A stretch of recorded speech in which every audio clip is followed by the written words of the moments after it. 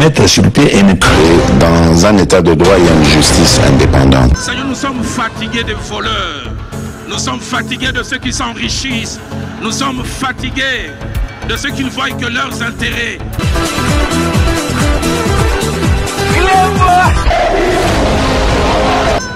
Je m'engage à user de tout ce qui est en mon pouvoir pour que les erreurs du passé ne se reproduisent plus et pour que les actions nécessaires à l'avancement de notre pays soient promptement prises.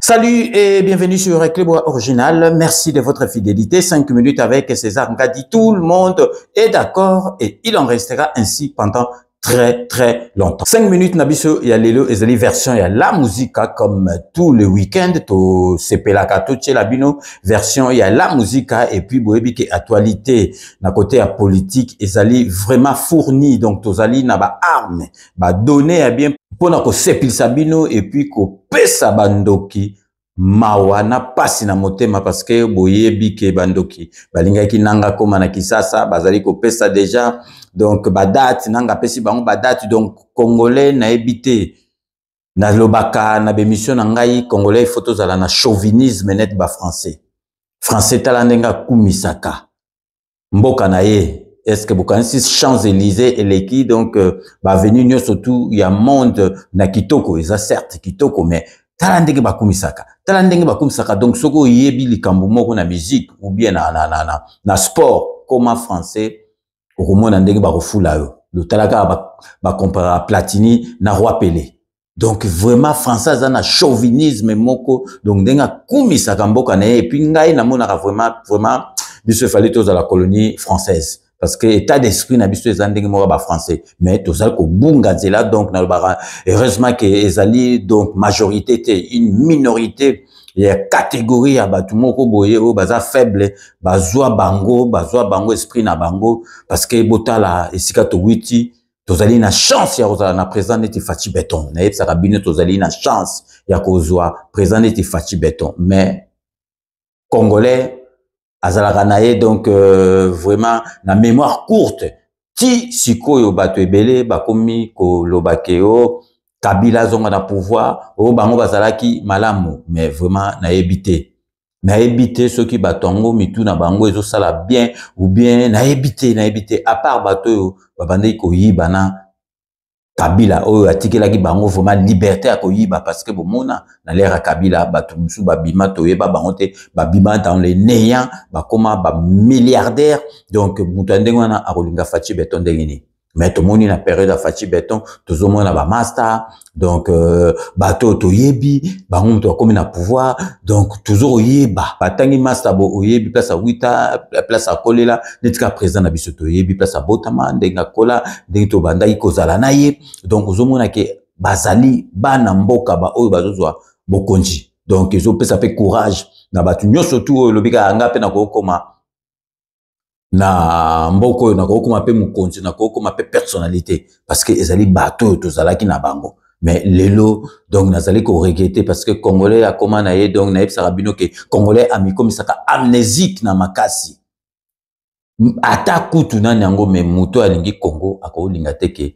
donc Kabila na bande na ye na clique na ye bazonga na pouvoir mais congolais nazo comprendre te nga nazali ko féliciter lelo Jean-Pierre Bemba donc mutazo attaqué penza donc na ndenge abritande la penza na ndenge ya ko bomba na tazo attaqué clan Kabila ezali ye pour batu musu bakanisaki donc tant ba président de la République a nommé Bemba na défense bato comme président sali erreur président sali il fallait pas Bemba na yebisa kabino que président ye azali bien informé que bisonyo surtout président yebi masolo président za yumate azam bumbulete azam ngoto bobo ta yebi makamni na sala ye mo paloba déjà na interview bolanda ye mutu azali commandant de bord ye mutu azo même avion donc ye mutu yebi masolo nyoso pour bato susu au moins ba vidéo biso tozwaka mo kuto seki bato musu bakansaka bazali na souci donc ya vie à présent koleka ye moko ou bien bazali bien informé koleka présent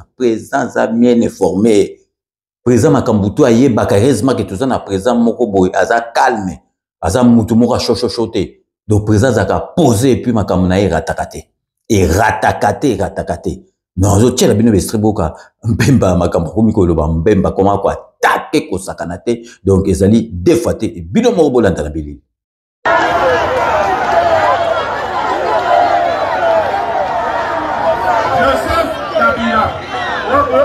Joseph Kabila. D'abord les accompagnants n'a été à Kotabaki Nango.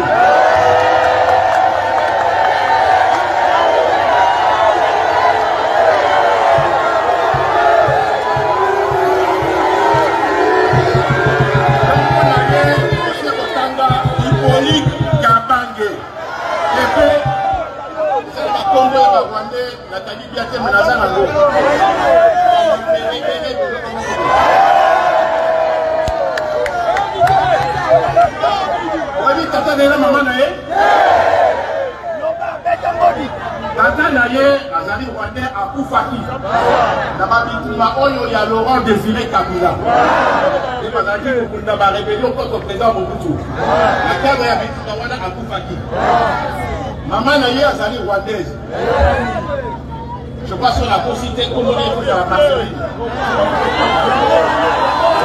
Bino moko boito landa donc vraiment bato belé oyebi bato belé siko bato comprendre que ba moni penza que mutu aza d'attaque ezali mbemba na kati ya gouvernement oyo ya mama na biso tuluka po bato belé baloba ki bona ah non Fachi il faut pas mbemba même baza mystique mais bo vanda calme Fachi mutu ayebi makambo azali ko sala et puis gouvernement oyo ezoya Fachi ayebi makambo azali ko sala ayebi bo constater que ayebi te ayeba kamakamuni surtout aza bien informé aza na service oyo ba informaka ye akotaka même ba réseaux sociaux donc vraiment congolais amimonaka donc soki ndenge Félix Antoine Tshisekedi Fachi Beton aza noko atimba donc masolo bino bobeta ye pa yebi yango donc ba misusu bazokansa malobo bozomona o bemba zoloba même sur Olive Lembe pour ngana monaka donc maman wana Olive Lembe hypocrite à kosakana te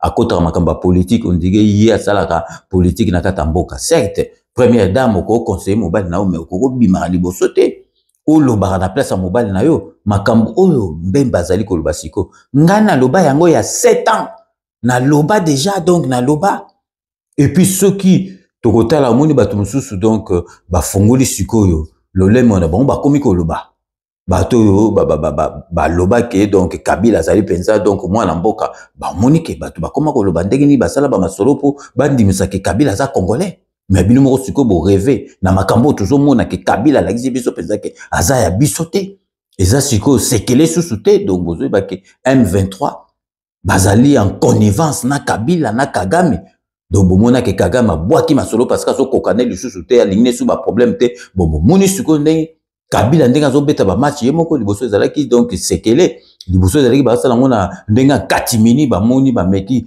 ti ba boma président ba kokite ba meki ba makamni so kokite siko ba komi penza ko sala ngo britandela bongo siko bino penza za congolais yo za na sima Kagame tango za na sima Kagame za directement na sima M23 za directement na sima ya Kabila donc bino lelo batu su ba komi ko lela penza Kabila zonga na pouvoir Congolais, vraiment, pourquoi tous allez boyer? Ato lingaka Félix Antoine Tshisekedi. Ba misu balingana bango kara Félix Antoine Tshisekedi. Ba misu balingana bango ba lubate. Ba misu balingana bango IDPST. Pourtant la pensa Félix Antoine Tshisekedi elongine ti ba bébé, pour sonner ti ba bébé, malamu. Azana volonté pensa biso to solani, azana volonté à kobongsa mboka. Et puis boye bake Félix Antoine Tshisekedi azana mission nzamba tindai. Ok nango tina suka bomona ba makambo nyonso tu oyo eleka awa na mboka na biso donc ba meka bazokoka te bomoni ndenge masolo oyo ya Rwanda ndenge suki et salamana nte yango na biso to réclamer penza ke donc Félix Antoine Tshisekedi Fachi Beton aza vraiment qu'on mérité prix Nobel de la paix na makambo asali ezalaka te boyoka ba makambo nga na bandaki koloba déjà depuis ya 7 ans siko na bandaki koloba makambo oyo donc oyo mbeba zali koloba lelo nazali ko féliciter parce que so totali bien donc mutu akotisa penza ke batu bandima donc Kabila kazali congolais ezali maman Olive Lembe Moutaya donc aya boyonga bona boati andimisa batu. Kabila qui a congolais mais lelo tovandi donc il faut qu'on paie sa temps. On dirait nzembo fali te petit langa fali ako bo mona bilengi do yo kufi atikali. Botala nzembo temps yo ka ba malobati na kati. Bozo mona penza ki aza donc mayele aza pas tourner na bato mayele, il fallait ko tika kaka temps fati fallait ko tika le temps. Fallait ayembi yango. Donc yango no bozo mona ki mama kamususu donc facial ba ki botika temps botala siko ndenge asambu ici Kagame azokokate akomi ko lela na munoko mboka na bango. Donc vraiment nazotia la bino botala vidéo, c'est là date de 7 ans na loba ba makambo oyo. Restez connectés sur Playboy Original, on revient tout de suite. 5 minutes avec César Ngadi. Nazo remercier na bino batu botala kanga na ba combattant mieux surtout bazali dans le monde entier oyo bazali kolanda ngai. Donc naza koyebsaka bino que nous allons gagner ce combat. Donc 5 minutes ya lelo ezali na sali yango pona Olive Lembe bato belé bazali kobosana ke pasi oyo peuple congolais azana ngo lelo et banda na faute ya Mouzé Kabila paix à son âme. Ye mutu a lokotela biso soki mwana wapi ayela biso a présenter biso a lobi ke mwana na ye pe Mouzé Kabila ye mutu amemela biso ba Rwandais o ba memaki na pouvoir après ba yako balokele pasi na biso e banda wana après mutu ayako bakisa susu pasi bakisi susu pasi ezali mama Olive Lembe na lingi na expliquer bino pour peuple congolais boyeba tangu ye Kanambe ayaki azalaki migré clandestin sans papier aye Olive Lembe aye abali bato bakomi komona abali mwana mboka na biso abali ndeko na biso bato bakomi kolemba kama muke tango abali aye kozwa ba papier na ye akomi congolais abali ndeko na biso soki Olive Lembe abalaki ete atikalaki ndengo wana poto yebi kaza na mwasi ne mususu ya rwandaise mbele batu ba zalakaka na kanda makasi me kanda mwe bandai kokita grâce que Olive Lembe mutu abalaki Kanambe sikoyo Olive Lembe ta ngupe azosala ba makambo na ya salaka ya ba social ko aider batu toujours na mbongo kaka ya peuple congolais ali mbongo ya trésor public parce que ye moi son Olive Lembe asalaka na place morote azozwaka mbongo à l'état pour utiliser ngo ya opesa ba pauvre malheureux bato abazomona azosala malamu omona bato bazolemba l'air mususu bazotala tala Kanambe ngo abala mwana mboka. Donc sikoyo 5 minutes avec César Ngadi ezali kolobela Olive Lembe pour to pardonner parce que yé azana part ya responsabilité na part ya responsabilité zali na Mouzé Kabila yemtu a présenter biso soko mwana ngo lokota wapi akei sous défi maman ngo soki azwa wapi a mema biso wa Rwandais par responsabilité ezana ye ezape na maman Olive lelo po to limbise comment mukie il faut aider biso. Tant on est bisé bino que 2025 eza année de vérité Congo la salamuki Olive Lembe mon mari travaille en silence. Batuya ceux qui y a pas du progrès bakenda ki kota Jelemba kene ko kota makamobo oh justice pe lelo elande la bango ebele bakenda kacho bino bana na bino Olive Lembe obo financer ba béret rouge bo pesa ba machette kulu na obo kota na Kinshasa ba juge combien de faisait ce bakangi ba kulu na fo bazonga na bango lisusu yo Olive Lembe telema ba comédien on ngo distraire bato yake o soutenir ba comédien o sa ki première dame pendant 18 ans yo soutenir comédie wa Olive Lembe. Ce qui va qui bimisa secret na otene ngo sambwisa su mama Denise nde ero yindisi tu es ala Bukavu na ba mbongo po ke kopesa ba wazashu mais ba wazashu baza ba force lokwa ba mai ba teka mabeleta. Olive Lembe, toi tu n'as pas honte toi. Na Congo central tu as détruit le port de Boma, tu as détruit le port de Matadi ba nde kona yo benga muta Congo central ba suna misalata le projet à port à banana tala ndenga ba louer yango. Est-ce que tu sais qu'il est du Congo central? Tu sais qu'il est en train de travailler pour le pays?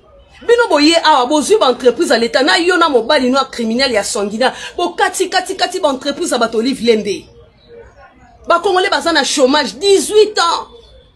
Mon mari travaille en silence en train de tuer les Congolais. Oh ça 2025 yo lo kwa yo ba utilisera moi si moko a utilisera pour ça ba sale boulot kaka na RDC ando kufa kaka makilo ozotangisa Olive Lembe nde bakotangisa ya yo mpona nini bosamite ya mabe ko bato bazokufa na Goma na baza bapoliticien innocent batou basi bapesa bino 18 ans bofaillir bokokite ton mari va travailler en silence en faisant quoi en silence. Il était ici pendant 18 ans, incompétent comme pas possible. Qu'est-ce qu'il a fait? Il a détruit les entreprises, a privatisé l'entreprise au détriment de 3 Kabila. Bolibo Ibsanga yo Olive Lembe Mouze, a Boteka Mobali no Bazaka Misato.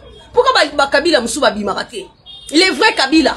Parce que Mobali no Hippolyte Kanambe Kazembere. Bakatanye Mbappé c'est Komboana. Père son âme professeur Moukena Lobango. Moussa Sengele ba identité.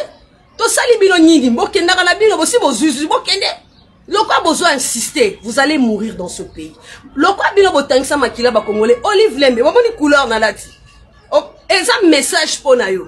Bon continuer ko s'entêter, la main de l'Éternel va frapper sur vous. Et puis bon la jour on boss vani bino nyonso, nde bino bo tika moki. Kaka nde bo vana bino nyonso bo sa ba réunion mabe, pour no bo mabande rona biso. Vous savez j'ai des amis kuna ata MP ça, ata ni nyezo lekate. Parce que Bino Olive Lembe, on t'a donné ces pays 18 ans. Si ton mari était plus compétent, bah, gratte-ciel à ton points. Bah, autoroute à ton points. Bon, ton la hôpital à 51 et bon, manabat. Bah, indien, bah, zoya, indien. Pour nous rappeler, Bino, bah, Congolais, Bino, bah, côté la raïs de ma fianton. Olive Lembe de la merde. Si Félix Kabange, ministre, il y a santé, Padi Yawana, a gifla ministre en fonction, sous Nini Nabino, sous régime Nabino. Aussi bon mona bongo mon ben no ayeli biso ba Nyarwanda ayeli biso ba Indien na ba Chinois ba betaka ba Congolais na mboka na ba moko yo moko soi-disant tué du Congo central kuna ba lingiote obebisela ba port na ba ya boma place mbonge ba ndeko kota otika ba ndeko no soi-disant na passe parce que ba sa ba ndeko no soi-disant bino bozo mona te ko Olive Lembe so samsang donc ba ko s'attaquer na et comme yo les gens de oganga ki libosoti. C'est pas criminel de bazar. Baya qui même paye pas nos agitation. Les gens de cadre Biosha sont en train de venir me tuer. Toi, combien de gens toi tu as tué dans ce pays? Le Seigneur te voit. Toi, tu crois que toi tu vas rester éternel, toi Olive Lembe Kabila? Toi, tu crois que tu vas rester éternel dans ce pays ou dans ce monde? Tu es Dieu. Oko la na pour la mukita. Yo zanzambe Olive Lembe.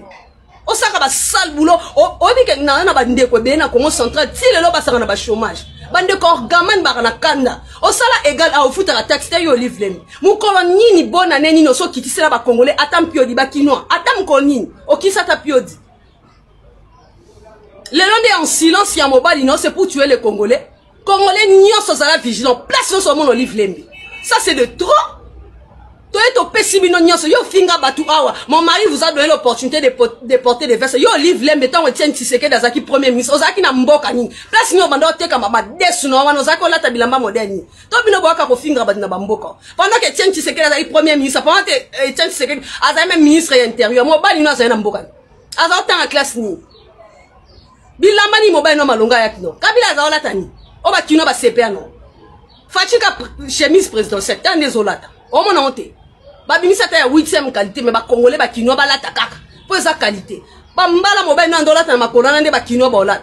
C'est quoi cette histoire? Cette dame ozo salaka ba mabebele ozo détruire ba Congolais ba twa lo ba note pe Olive Lembe ozanani osombe ba comédien tala tande ba kufi bazo bisa ka bino pe ba Congolais botika lo koso mbongo na bino moko ba ki ko yiba bino moko ale ba venir ko amadoué bino pour ko sabino alempa bino fait boye dise maman Olive Tovane no 18 ans biso ba comédien o jeter un regard poil. Au jeter regard vers Bisson. Tant ba yeli bino ba zoli bino kaka kuna ba bite boke na HJ bino ba comédien bo soka quand même soin. Aya divisa même ba comédien. Nde musala na bango partout ba zo kene ba divisa ka ba Congolais. Biso to zaki na théâtre na biso zaki bi Olive Lembe. Théâtre zalaki na ba conflit ôté. Et en l'occurrence c'est toi aussi qui fait partie na ba division ba ya ba théâtre. Au SEMA des ordres, au SEMA ba division tina théâtre Olive Lembe. Qui mission na bino baba Nyarwanda bokabola ba Congolais biso to mesana na unité biso to soana kana biso to discutaka mais biso to beta na ba machete to chana ba poison te esprit na bino ba poison na yon moni ba comédien ba koma tina ko boma. Pourquoi comédie na biso théâtre na biso na kaleza ki bongote? Donc place nyo so relukaka okota faut créer ka mabe. Et là on nyon so na suka Olive Lembe. Et là, retiens mon message. Tu n'es pas éternel. Un jour, tu mourras. Et yeba ko kufa wapi. Bato nyonso bobomina mobile no boko kufa binope. Boza éternel. C'est très méchant de votre part. boso chicoté ba jeune à Goma bazo beta maloko ba nyama na mboka ba po yo livre le meoza nani o uta côté ka ba madesu no Congo et peso ko pesa yo komo fungola mbanga lelo yo lobela batuke batu ba lata ba verso yo ebi combien na année ba toza parmi pays et là ta bien ba politicien na biso depuis Mobutu bino ba ko bedisi ya biso politique boye ko yela biso ba parvenu tala bateau ba ndo benga ba kuya ba lexi bino na ba immeuble bozo tanda ba bilamba na en plein centre ville boye binde bo bande ko traumatiser biso ba kinois to bio ba nani on ba yebo bino mo boy to landa donc vraiment ezali makamunga na bandaki koloba banda kala na bandoko loba banda kala ngai masolo na lekisaka awa ezalaka jete bomoni na kozong songo su lelo bomona prophète prophétie o esalama. Donc on est là qui je pense dans 2019 on a Félix Antoine Tshisekedi a toujours pouvoir prophétie et salama na prophète moko ya béninois yebi même pas Congo yebi même pas président na biso Félix Antoine Tshisekedi ezali tango mama kalanga kende kuna donc abengi mama kalanga bomuni makambo alobi na makambo Trump alobi que Trump akozwa deuxième mandat wana kudu Trump premier mandat yuto banda donc alongwe alobi que Félix Antoine Tshisekedi fati beton akozwa parlement bato parlement akoma majoritaire donc aloba makambo ebele et puis aloba na makambo ba guerre oyo na makambo kutu alobi kutu ya sport avec donc léopard et de coupe du monde donc tellement que bato basali ko kamwa nazali ko zongisela bino susu boyoka prophète oyo azali béninois akoma Kisasa te akoma Congo te ayebi Félix Antoine Tshisekedi te mais makambo alobi yango ezali ko salama bino moko bolanda na bilili vraiment bino moko bokamwa bolanda bino moko na bilili. Tu peux t'asseoir avec tout le respect. Qu'il fera les 2 mandats. C'est confirmé. C'est confirmé. Rien ne va changer ça. Je vois les députés, l'Assemblée nationale. Dieu va susciter des députés en sa faveur. C'est la vérité, maman. C'est déjà commencé. Je vois les députés, beaucoup de députés qui seront de son parti. Comment on dit ça? C'est-à-dire la majorité sera de son côté. Et l'esprit dit qu'il va utiliser. Dieu me dit, il y a une élection député là qui vient. Comment on appelle les élections de députés là? Législatives. Est-ce que ça vient? Ici ou bien chez là-bas. Dieu, l'Assemblée nationale là, il y aura quelque chose qui va arriver. Ce groupe là va partir. Le Seigneur dit de vous dire qu'il va susciter un député feront sa volonté. Parce que ceux qui sont là sont en train de combattre les intérêts de Dieu. Mais je ne sais pas pourquoi je vois le président Donald Trump au Congo. C'est promis qu'il va venir au Congo. Est-ce qu'on peut acclamer le Saint-Esprit? Est-ce qu'on peut acclamer le Saint-Esprit? L'Esprit de l'Éternel me dit, j'ai choisi Trump. Écoutez la prophétie. Rien n'empêchera le président Trump de faire aussi un second mandat. Écoutez-moi bien. Les gens vont le combattre dans le monde entier. Et l'église s'élèvera en sa faveur. Et par les prières de l'église, parce que Dieu n'a pas fini avec Trump. Ce qu'il a commencé, il doit l'achever avant qu'il ne quitte les États-Unis d'Amérique. Vous savez ce qu'il va faire? Vous savez ce qui va se passer? Je vais vous révéler. Dieu va l'utiliser pour être un instrument de cette gloire. Il y a des choses qu'il va traiter avec le président. C'est les choses de Dieu. Il va s'intéresser au pays. Dieu veut faire quelque chose d'étonnant. Il sera l'instrument de la nouvelle législature. Est-ce qu'on peut dire Amen très fort? L'Esprit de l'Éternel me dit qu'il va donner le second mandat à Tshisekedi. Rien ne l'arrêtera. Aucun opposant. Le pays sera calme en son temps. Il n'y aura pas de danger. La paix sera dans le pays. La bénédiction sera dans le pays. Beaucoup de Congolais à l'extérieur vont regarder le pays. Dieu dit je bénirai le Congo. Je ne l'ai pas encore béni. Je veux bénir le Congo. Je vais élever le Congo. Je vais le mettre au sommet du globe. Dieu dit, mon serviteur Trump sera un instrument pour ce que je veux faire. Je ne l'amène pas en l'air. Je lui ai donné un rêve. Je lui ai montré le Congo. Il a vu le Congo en rêve. Il ne vient pas au Congo en l'air. Je suis passé par mes serviteurs les prophètes. Je lui ai annoncé qu'il y a un pays en Afrique où je veux faire quelque chose. C'est pour ça qu'il vient. C'est moi l'Éternel qui le mandaté d'aller au Congo. Je vois une société Donald Trump au Congo, c'est pas ce que c'est. Donald Trump, c'est un sorcier. Dieu dit de lui dire, l'Assemblée nationale m'appartient.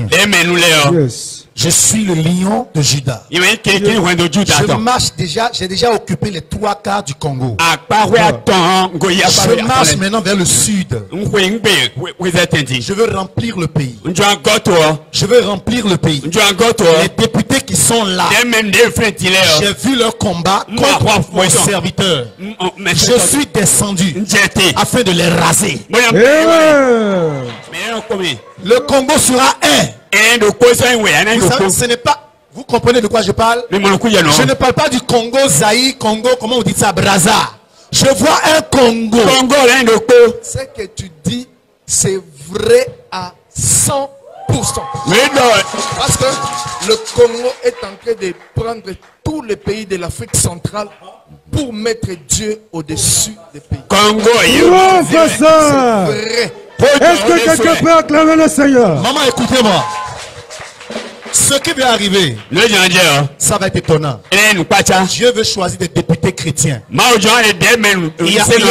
y a beaucoup de chrétiens parmi les Congolais qui sont des cadres. Le Seigneur a vu leur cœur. Il a entendu leur prière. Dieu m'envoie leur dire, très bientôt, je vais former un gouvernement avec des députés chrétiens. Les décisions ne seront plus signées par Satan, mais c'est les chrétiens qui vont décider. Il y a beaucoup de cadres en Europe que Dieu veut ramener au pays. Écoutez-moi maintenant. Vous voyez, entre-temps, les Ghanéens étaient à l'extérieur. Ils travaillaient à l'extérieur. Très bientôt, vous allez voir très rarement les Congolais dans d'autres pays. Parce que le pays produira tout. Cite le football congolais. Je le rendrai puissant. Je vois les footballeurs congolais une nouvelle génération qui vont sortir la tête de nulle part. Ils vont se retrouver en Coupe du Monde. Ils vont aller en quart de finale. L'Esprit de l'Éternel dit de vous dire, mes regards sont portés sur la nation congolaise. Je vais faire quelque chose d'inouï et de spectaculaire. My God. Il dit de vous dire, le port du Congo sera une richesse. Le port du Congo sera une richesse. Donc binomo boitolanda ezali prophétie et witite ke bokolo ba pasteur ceux qui obayebi fachi misusu bayeso o binomo boitolanda na bilili bomoni makam 5 minutes elobaka makam moko boye. Donc après bambula batata bakoloba ngana loba ke Félix Antoine Tshisekedi wana komi à peine présent ya IDPS na bike présent ya mboka na biso oyo koya ya mbala simezali Félix Antoine Tshisekedi bato bafinga ngai nazotiela bino botala wana Félix Antoine Tshisekedi fati beto komi à peine président ya IDPS menga na loba tokenda tokutane na aéroport ya Roissy Charles de Gaulle azokende Kisasa na yebisi bino ke président na biso mbalo ekoya ezali Félix Antoine Tshisekedi wana kutu boule kutu bato bazana ngote bato baganga mais lelo bapesa ngai raison bino moko landestre. Salut et bienvenue sur cleboaoriginal.com. Merci de votre fidélité. Comme Boza Komona, Tozalina aéroport Roissy Charles de Gaulle, Lelo Tozali Datni Nango Tsunami. Lelo Toza le 10. J'ai dit. Le 9, j'ai dit 9. novembre. Novembre, voilà. 9 novembre, 9, oui, oui. Jeudi 9 novembre, donc, Tozali Anatongo. Toyaki Potokutana, na président ya UDPS, tout le monde est d'accord na côté wana. Félix Tshisekedi qui sera le prochain président de la République ya mboka na biso. Ayaki awa azaki na bref séjour awa na kati Europe, asala conférence de presse na Bruxelles, lelo azako zo avion na ye a zongi Kinshasa. Yango wana il fallait tokutana na ye. Tout solo la nae mukie.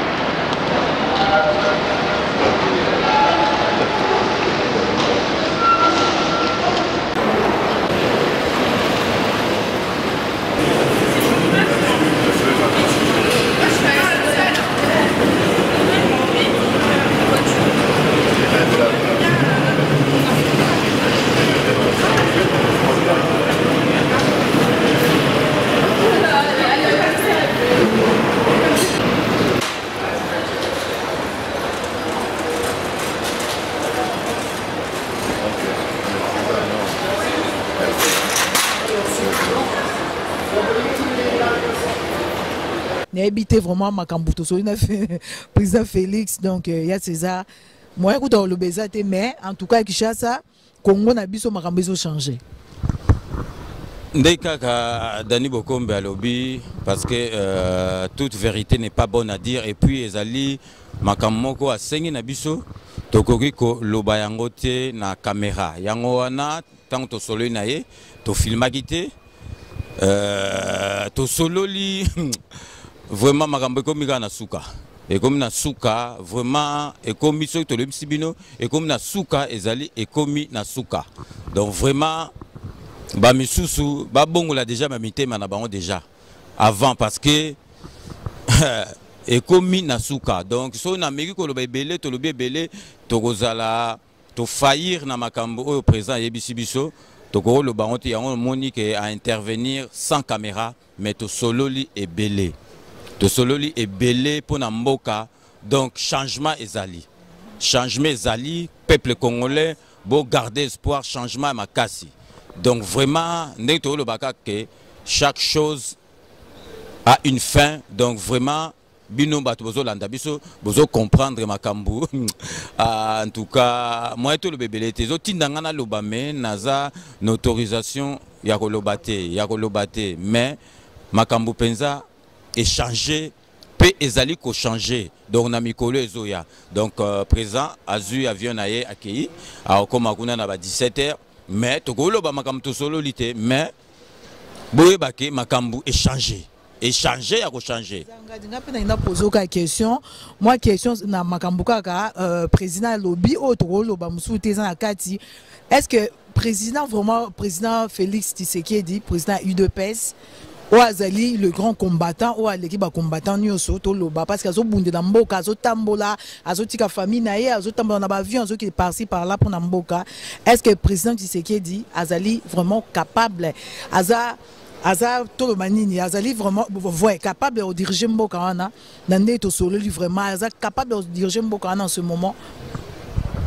Aza capable est-ce que pour nous la président de la République bakote la ngo classité que côté classe ou bien dengenini non donc azali capable parce que ba OP bazo diriger mboka wana tout le monde a payé le moko ba côté la classe te obie ba witana Félix Tshisekedi a witi déjà papa na déjà zalaki opposant à Makasi donc Félix Tshisekedi azalaki déjà na milieu wana déjà il y a papa ti azokola azandengone et puis boye ba ke Félix Tshisekedi biso toyebi banda kala azali plus têtu que papa naye azana makambuku ya makasi kutu koleka papa naye donc neti papa Tshisekedi akufa bo kansate ke bokansi ke masolongo esili te zana continuité oyo Félix aye nango donc Félix aye donc papa Tshisekedi ya jeune donc vraiment Congo Félix Tshisekedi a koki ko dirigeant Dani Bokombe na ki toko nyoso na bolembo nyoso tout pe ndenge nazo yeb sabino ke vraiment tokolo ba belete mais l'avenir nous dira la vérité Dani. To sepeli na ndenge to yelelo na tongo parce que to moni présent vraiment en bonne santé puis en forme puis assure na yepe et puis makambu pezo salama en tout cas Dani Bokombe vraiment na moni loko to bakisa soute ba moni ka ba image ba moni mais vraiment kalaté boko mona makambo to lingi kolobate et salama na misu na bino donc OK donc ndeka Daniel Obi. Bonne chance à Félix Tshisekedi. Toyebi ke Osimba. Et c'est Simbi nango déjà. Bino moko boito landa donc boye barake 5 minutes yangwana donc vraiment vous n'avez pas tort. Bolinga yango parce que le baraka ka bo solo. Et le baraka bo solo botala na ba pero luara oyo. Babandaki koloba oh non boyna boy ko finga mais lelo ba komi ko lela na monoko mboka. Bakomi kubimisa makambo bamandai kobomba po botala ka batu musu balobaka wana balobaka na bekran bazoloba makambo na bango mais na sa motema bayebi ke Félix Antoine Tshisekedi azali président oyo il faut azala penza na Congo esengele kaka ngako parce que batu musu bandoloba n'importe quoi Fayulu en tout cas makambo toza nango na mboka na biso siko na minute Fayulu ngo gérant ndenge Fayulu le président de la République en tout cas, botika ba faire wana mais tu vas comprendre que Fachi Béton azali penza présent oyo nzamba pone libiso apone la kibiso apesi mission na yasa la pona Congo tant ba pesi mission boye ba ke na suka okoke nango ti na suka parce que nzamba ofungolo banzela njoso bozo mona bino mo bozo ba ke ndenge nini bona boye fallait bona boye président na biso azaganga filme na suka filme ganga kufakate ganga kufakate na suka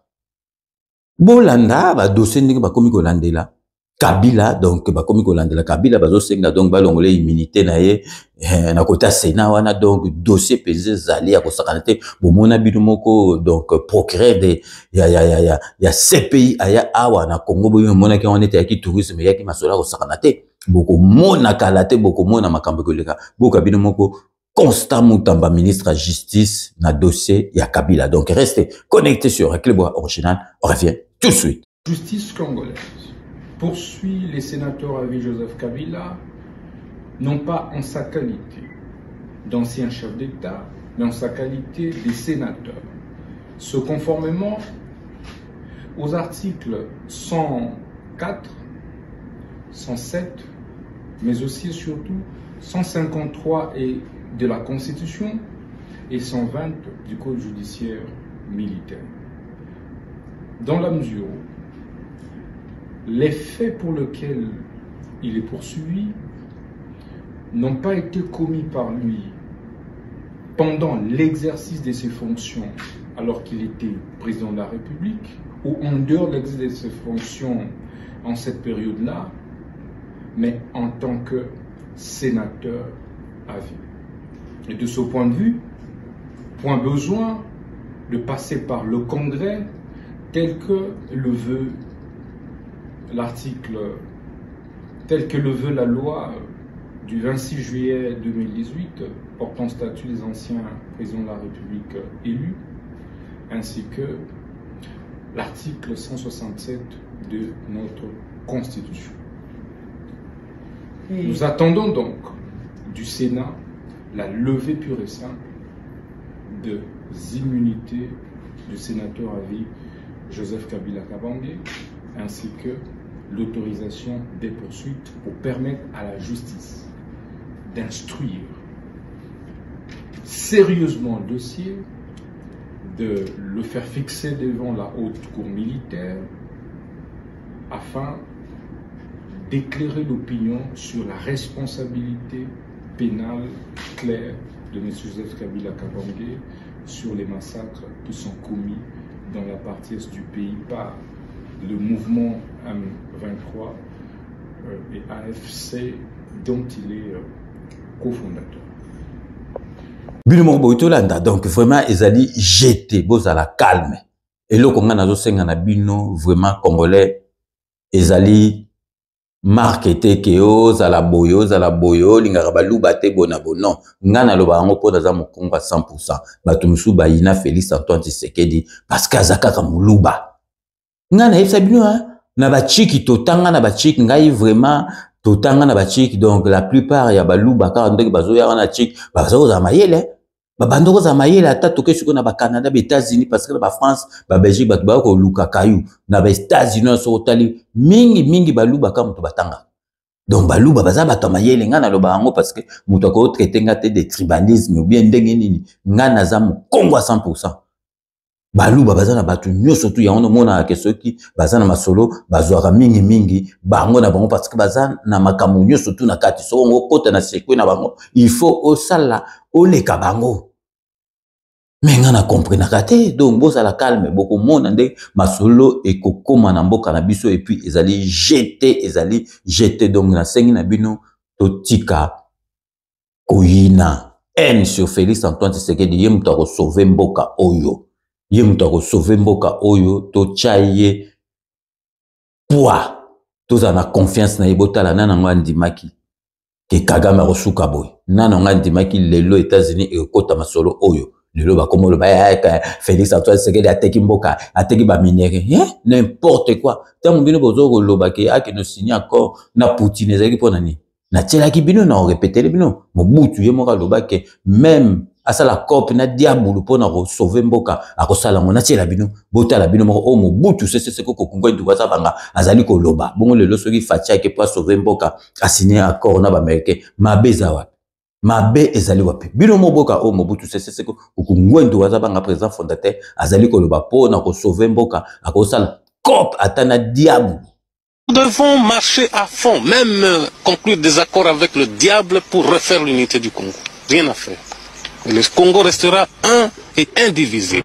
Bino moko boiti kolanda wana ezali Mobutu mutalobi wana eza bandoki oyo bazoko loba n'importe quoi siko parce que bango bazali na boule nanga koma na kisasa talaka ke mutazo bomba ba congolais mutazo bomba bandeko na bino mais bino bozo sepela ke akota tina kisasa aboma na yebato mais non botala vraiment sika to witi donc to vanda penza calme bolo bateke po biso to za ba fasciste neti ngai na masala ngai Lublez Londole loko déjà ya RVA to za ba fasciste par conviction bolo ba ke biso to zo exagérer mais so to vanda na grand boule au monde place to witi là c'est Félix Antoine Tshisekedi azumboka na biso na esika to zali ko kende en tout cas y a pas photo to zali ko kende na bonne voie donc vraiment lelo na tenaki lelo na weekend oyo donc vraiment na betela bino masolo oyo po na mboka na biso botika bilobela lisasi qui para donc parti politique te ekolote lisasi soke lié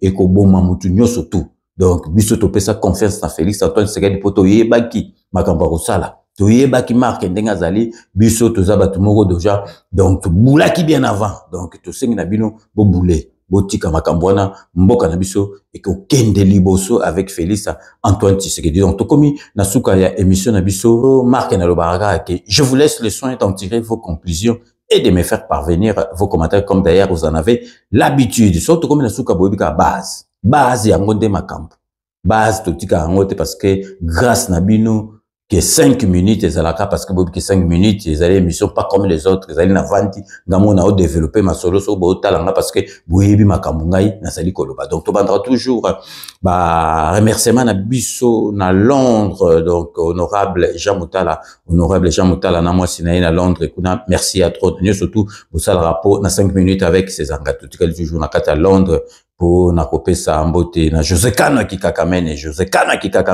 maître Wera Mukuna maître Rajamoule na Londres merci na bino nyoso tuto tikali toujours na kati ya Londres pour na kopesa mbote na Olivier Massamba na mwasi na ye oyo azali ondeye akufelaki papa na biso oyo bakokunda ye lelo dimanche émission ils tourna mais samedi toza na veillée mortuaire lelo donc enterrement ezali dimanche donc ici ko na kata Suisse pour na kopesa mbote pe ba remerciement na le philosophe Eddie Edo na mwasi na Eddie Edo totikali toujours na kata Suisse pour na kopesa Zoro Mabiala mpanga munu Zoro Mabiala merci vraiment na nyuso to sala rapport na 5 minutes avec César Ngadi donc ici ko na kata Nairobi na Kenya pour na kopesa molandi monene ya 5 minutes na famille na Mobimba Kelly Kalonji Ngalula merci na nyuso tout au salaka partage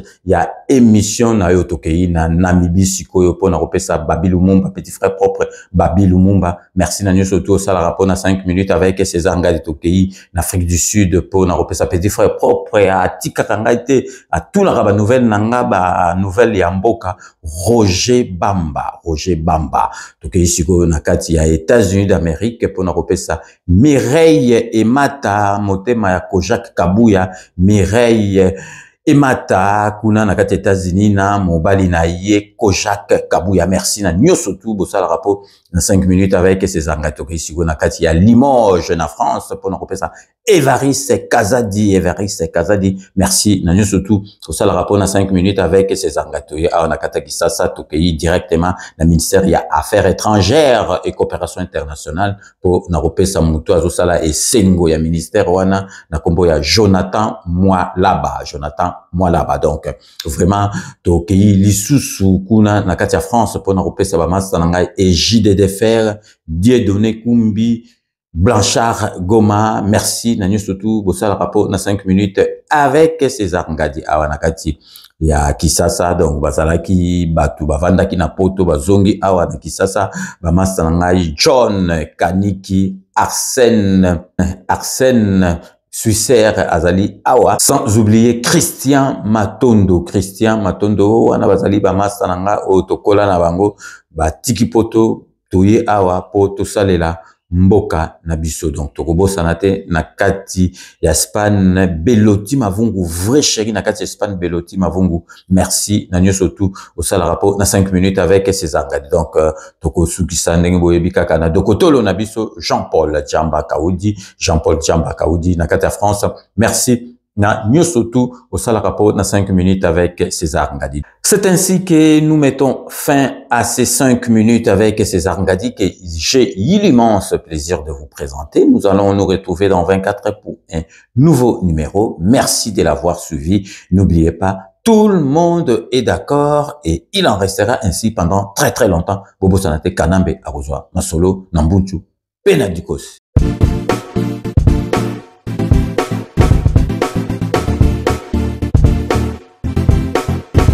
On doit mettre sur pied et dans un état de droit et une justice indépendante. Seigneur, nous sommes fatigués des voleurs. Nous sommes fatigués de ceux qui s'enrichissent. Nous sommes fatigués de ceux qui ne voient que leurs intérêts.